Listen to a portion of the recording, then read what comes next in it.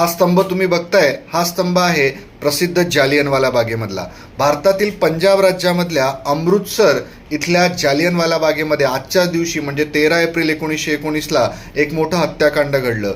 सत्यपाल आणि सैफुद्दीन किचलू या आपल्या नेत्यांच्या अटकेच्या विरोधात शांतताप्रिय प्रदर्शन करणाऱ्या जनतेवरती जनरल डायर याने बेछूट गोळीबार केला आणि तिथे हजारो लोकांचा मृत्यू झाला. सरकारी आकड्यानुसार 388 लोकांचा मृत्यू झाला सांगितलंय, पण हजारो लोक मृत्युमुखी पडले. त्याचा बदला म्हणून सरदार उधम सिंह याने मायकल डायर याला गोळी मारली.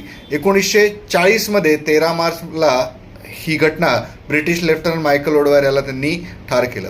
अशाच शहीदांच्या मदतीने किंवा शहीदांमुळे जे आहे आपल्याला स्वातंत्र्य मिळालं. हे स्वातंत्र्य आपल्याला टिकवायचं आहे, एक चांगला भारत आपल्याला घडवायचा आहे.